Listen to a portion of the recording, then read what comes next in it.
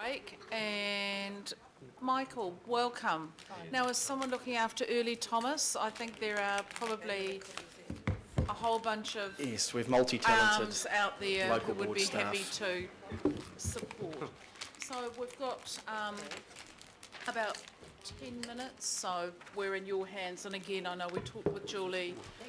The issue is that you're raising is around the process, and we can't, as the same with our other submitters, we can't traverse neither the land exchange issue in detail nor the district plan issue, because there's a lot of talk about natural justice around this table, and it's not appropriate to relitigate any parts of the process that have been part of community submissions, because we're not hearing from any of the other submitters as part of this process.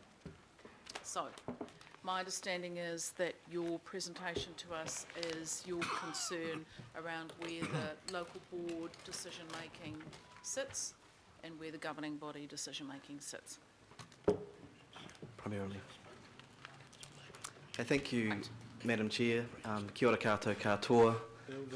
Members of the governing body, I'm Michael Wood from the Puketapapa Local Board, and I have David Holm, one of our board members, with me. Usually when we've been discussing this issue, it's been fronted by our Chair, Julie Ferry, and our Deputy Chair, Harry Doig, who's our portfolio holder in this area. Unfortunately, Julie's on RMA recertification, and Harry has just had an operation, so you have me. I do want to speak to some of those process issues that were touched upon by the Deputy Mayor there.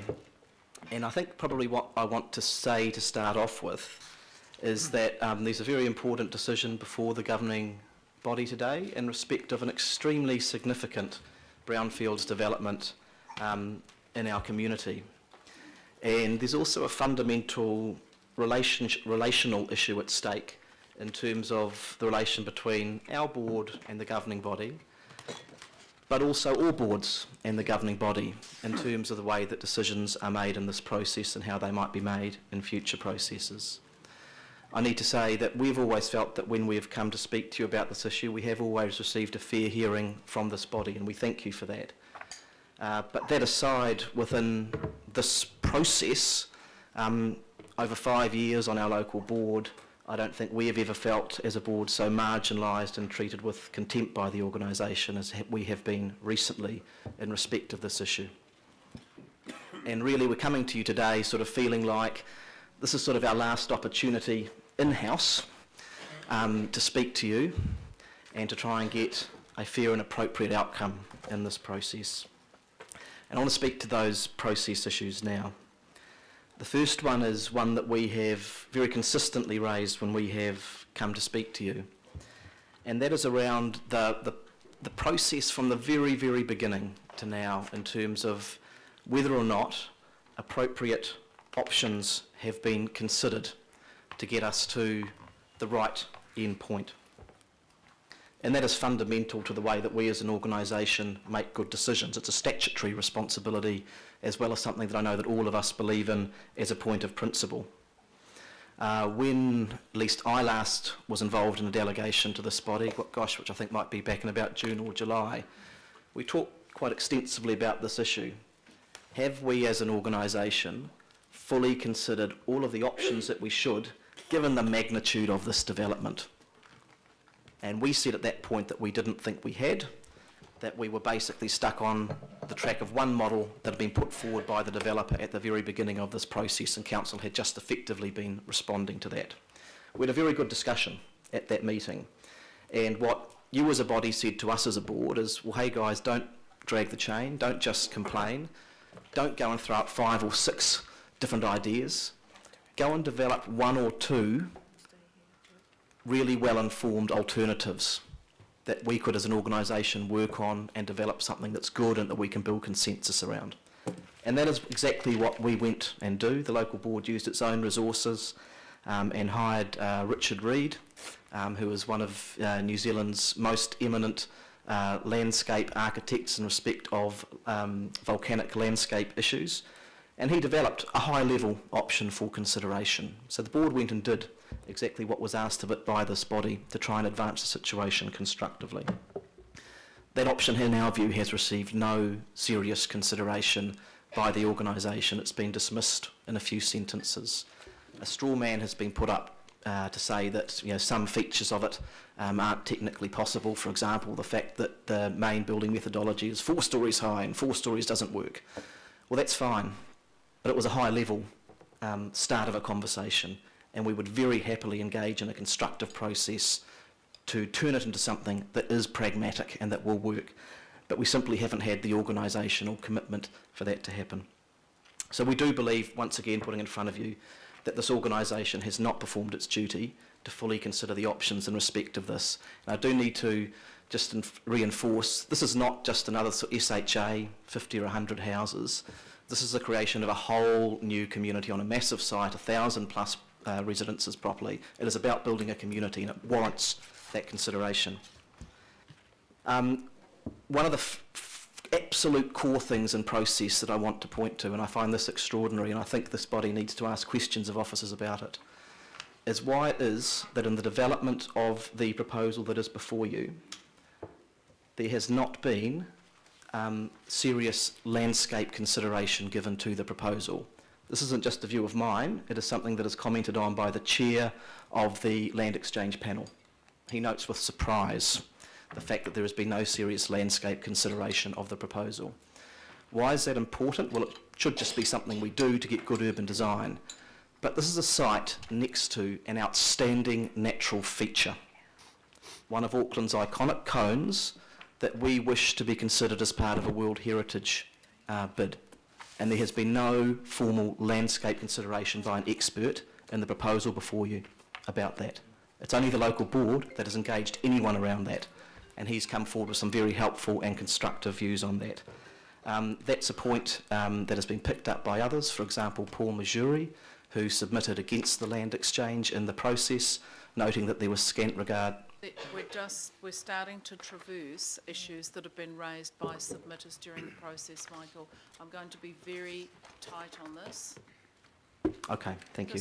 If we can just stick with the issue that we agreed that would be discussed. Okay, and in thank case you. anyone is thinking that we are being unnecessarily tough on this, this is a quasi, or it is a legal process that we're embarking on. Fletcher's is here, and if we start opening up the discussion for debate around the submissions that have already been heard and decided on, natural justice would say we would have to reopen to all submitters, including Fletcher's, to relitigate these issues, and I'm not prepared to do that today, nor am I prepared to preside over something that will be judicially reviewed. So, Madam Chair, take the point about not getting into the points raised by those submitters. What I will refer to is in the recommendations, the paper from the Land Exchange panel by way of process, a criticism of the process made by that panel is that there was insufficient iwi consultation in respect of Maunga issues, and I'd just like to put that before you. There are also governance issues at play in this, and these have been raised, and I'm sure councillors are aware of those in terms of decision making between governing body and local boards. Of course, this is new territory in some respects. Probably this issue hasn't really been explored in a previous process. We don't believe that those issues have been appropriately resolved in this process. We have an allocation table in the LTP that really sets out the governance relationship between governing body and local boards, and it's absolutely essential to the way that we work together. I just sort of don't want to get into the legal nitpicky side of things with this, and I want to talk more about the governing relationship, because I believe that's where we've got a problem here. That allocation table strikes the fine balance between how do you make decisions that need to be made appropriately at the regional level, but ensuring that there is local engagement where it should be. And that harks right back to the fundamental principles of this organisation around subsidiarity, around, yes, getting the efficiencies of regional decision making, but balancing that and incorporating the need to involve local community through local boards. And that is absolutely core to the way that we work together, and we usually do a pretty good job of that. In this respect, the allocation table gives guidance around that. And of course, nothing's exact, but it gives guidance. It does say that the governing body, this body, through this committee, has the appropriate allocation around acquisitions and disposals. that's accepted, and that's part of a land exchange. How then does a local community and a local board have a voice in that process? And the allocation table again gives us guidance here, and it says that local boards have the exclusive responsibility for identifying the location of new local parks. And what I would say that within this process is that our local board, which tries to engage constructively around this issues, and I believe has a track record of that over 5 years, of not just slinging mud at the governing body, has a very strong view that we have not been afforded that right that is part of the way we work together and that is part of the LTP allocation table. And if this process goes forward without that being addressed, then I believe, through a decision this body makes, and I believe you will have effectively rendered those words in the allocation table meaningless. And that would be where a real breach begins to occur that we would dearly like to avoid. The final point I really want to make, councillors, is that we feel immensely frustrated by this process. We're a pro-compact city board. We're the board who, when the draft unitary plan came our way, we said, please actually upzone these areas. We weren't trying to pull it down. We're the board who, when the last two SHAs have come our way, said, actually, there should be more houses built in this SHA, and this one should be done more quickly than the developer is proposing. We're not the board that tries to knock down intensive developments in our community.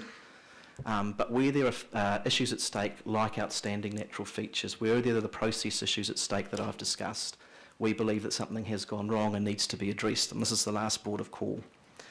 The final comment really is that I know there'll be some frustration expressed by officers probably, and potentially by you, about the fact that this feels like it's gone on for a long time. I think that's true, but actually we're not going to wear that. I've just explained to you the flaws that we believe are there in the process. We have a view that if that process had been done right from the beginning with a proper consideration of all of the options, we could potentially be sitting here today with consensus across officers, board, governing body, community, about a really good intensified development on that site. But because that process hasn't been done right, we're in this position. That's not our responsibility, but we are willing to work constructively to try and put it right if we can postpone this process and properly consider the options, as we have said, the whole way through the process. As I say, this is the last port of call for us internally. We will keep fighting on this issue, sort of whatever the outcome is, but we're asking you to postpone so that we can link arms and do this properly, because that's what our community deserves. Thank you. Thank you, Michael. Now, there may be a couple of questions, and I'll just get, I see you, Councillor Casey. It might just be worth asking our legal counsel just to give a couple of sentences on the decision-making issue. So I'll just give her a moment to consider that. Councillor Casey, question. It was to clarify, Madam Chair, you said earlier that there may be a deferral. Is it, I can't actually see the recommendations up there, so I don't know what to ask Michael. Whether there's a deferral up there will affect what I'm going to ask him. No, there's no deferral. No deferral. My question, Michael, is how long a deferral would you be asking this committee to put in place? I'm happy to move an amendment in that order. I just need to know what the time frame would be. Truthfully, that's difficult to answer because it should be driven by what you're trying to achieve.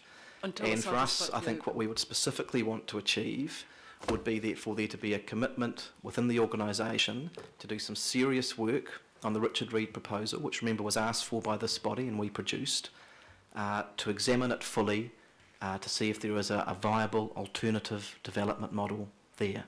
It's difficult for me to say how long that would take, particularly given Christmas period and things coming up, but I would imagine it is some months. Okay, and I guess that will be discussed as part of the wider item once we've had our legal advice and had the presentation. I'm just, can you, what's your question on Councillor Walker? Is it on the same track? It's about stormwater. No, we're not going to traverse. And it's about value. Councillor, no. We're really, really clear, and I could not be more clear.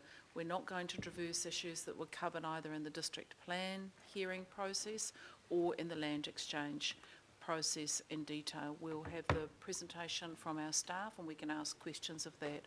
We're not going to open up nor ask the board to comment on those issues that have been submitted on and dealt to. Catherine.